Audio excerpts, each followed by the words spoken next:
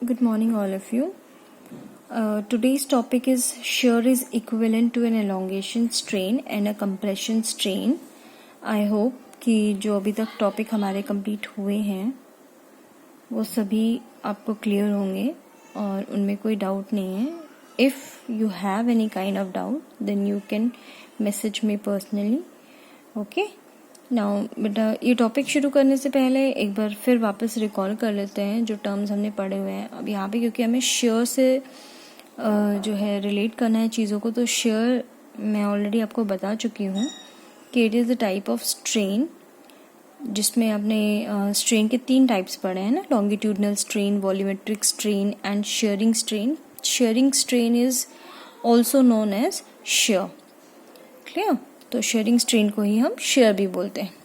तो इस टॉपिक में हमें क्या डिफाइन करना है या हमें क्या यहाँ पे प्रूव करना है इज़ कि जब भी हम किसी भी ऑब्जेक्ट या बॉडी के ऊपर एक्सटर्नल फोर्स अप्लाई कर रहे हैं तो उस फोर्स की वजह से जो उस बॉडी में शेयर एग्जिस्ट होता है, उस शेयर की वजह से जो शेयर एग्जिस्ट हुआ, उस शेयर की वजह से जो भी एलोंगेशन हुआ या फिर जो भी कंप्रेशन हुआ, ठीक है, लेंथ में या जिस भी चीज़ में, तो वो क्या होता है, वो इक्विवेलेंट होता है.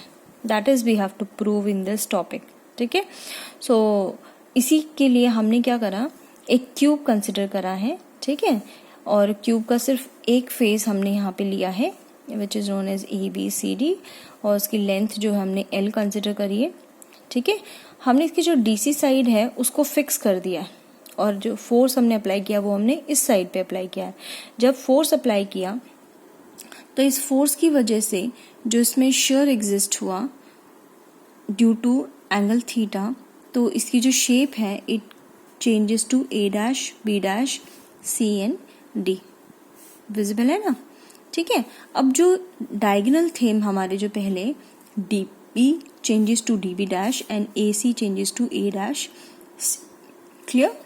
अब हमें इसको प्रूव करना है कि जो यहाँ पे इंक्रीमेंट हुआ है डायगोनल में और जो डिक्रीमेंट हुआ है डायगोनल में, वो दोनों में जो शेयर स्ट्रेन, ठीक है ना, शेयरिंग स्ट्रेन जो अकर हुआ है वो दोनों क्या है, वो इक्वल है.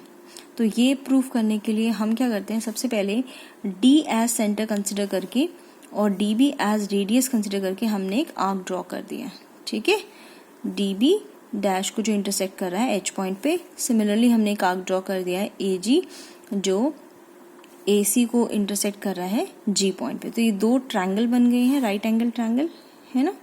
तो यहाँ पे हम मान सकते हैं क्योंकि थीटा इज़ वेरी स्मॉल, तो हम यहाँ पे कंसिडर करके चल रहे हैं कि ये दोनों ट्रायंगल्स जो हैं आइसोसेलेस ट्रायंगल्स हैं. ठीक है. अब आइसोसेलेस ट्रायंगल्स हैं तो हम इसमें किस तरीके से और जो है साइड्स को डिफाइन कर सकते हैं वो हम देखते हैं.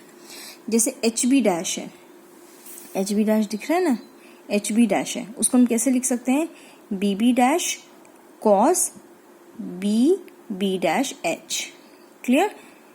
ठीक है. और यहाँ पे जो क्योंकि राइट एंगल ट्रायंगल है तो बाकी दोनों एंगल्स कितने हो जाएंगे, 45 डिग्री के. तो यहाँ पे जो हमारे पास HB' की वैल्यू आ गई है वो क्या आ गई, BB' ओवर √2, क्योंकि cos 45 की जो वैल्यू होती है वो होती है 1 ओवर √2. क्लियर? नाउ यहाँ पे DC जो है और जो BC है वो दोनों साइड्स क्या है, इक्वल है, और वो हमने किसके इक्वल ली थी, L के इक्वल ली थी. क्लियर? तो DB जो है वो भी हम किसके इक्वल लिख सकते हैं, DH के इक्वल, और वो क्या आ जाएगा, क्योंकि राइट एंगल ट्रायंगल फॉर्म में हम ये इस तरीके से हम लिख सकते हैं ना, L² + L² का √. ठीक है. तो ये मेरे पास DB की जो वैल्यू आ गई और DH की जो वैल्यू आ गई वो क्या आ गई, L√2. ठीक है. तो अब हम जो है एक्सटेंशन या फिर हम बोलेंगे एलोंगेशन स्ट्रेन को डिफाइन कर सकते हैं. एलोंगेशन स्ट्रेन क्या होता है, जितना भी एक्सटेंशन हुआ है divided by the original length, जो भी रेशियो है एक्सटेंशन का to the original length is known as extension strain. ठीक है. तो वो हम कैसे निकालेंगे, DB' जितना एक्सटेंशन हुआ माइनस DB, मतलब इसी से तो पता चलेगा ना हमें. तो इन दोनों का डिफरेंस और जो ओरिजिनल हमारे पास डायगोनल की लेंथ थी वो. अब हम DB को DH के इक्वल भी लिख सकते हैं जो हमने पुट कर दिया, और ये कितना होता है HB' ओवर DH, और हमने HB' की भी वैल्यू डिफाइन करी है, DH की भी वैल्यू डिफाइन करी है. दोनों को जब हमने सॉल्व करा तो हमारे पास वैल्यू क्या आ गई है। अब हमने बी डैश को हमने क्या, यानी कि जो भी एलोंगेशन है उसको हमने कंसिडर कर लिया स्मॉल एल से, कि जो भी इंक्रीमेंट हुआ है वो क्या हुआ है, स्मॉल एल। अब इसमें आप इंक्रीमेंट लो या डिक्रीमेंट लो, एक्सटेंशन लो या कंप्रेशन, वो हम स्मॉल एल लेके चल रहे हैं कि इतना ही एक्सटेंशन हुआ है, ठीक है, डिफाइन करने के लिए। और एल बाई एल हमने पढ़ा हुआ है शेयर स्ट्रेन होता है ना, उसको हम थीटा से रिप्रेजेंट करते हैं, तो थीटा बाई 2 की वैल्यू आ गई किसके लिए, एक्सटेंशन स्ट्रेन के लिए। अब अगर सिमिलरली हम कंप्रेशन स्ट्रेन के लिए निकालना चाहते हैं डायगोनल एसी को कंसिडर करके, तो दिस इज द टर्म्स जो हमें डिफाइन करनी है।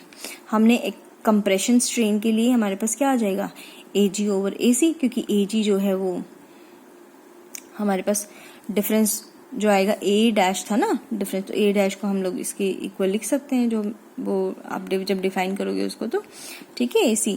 और ये भी हमारे पास सेम जो है इसकी वैल्यू, ये भी क्या आ गई, थीटा बाई 2।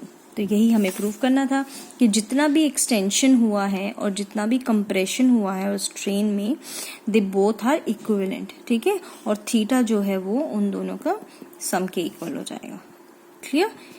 क्लियर है टॉपिक। तो ये था शेयरिंग स्ट्रेन।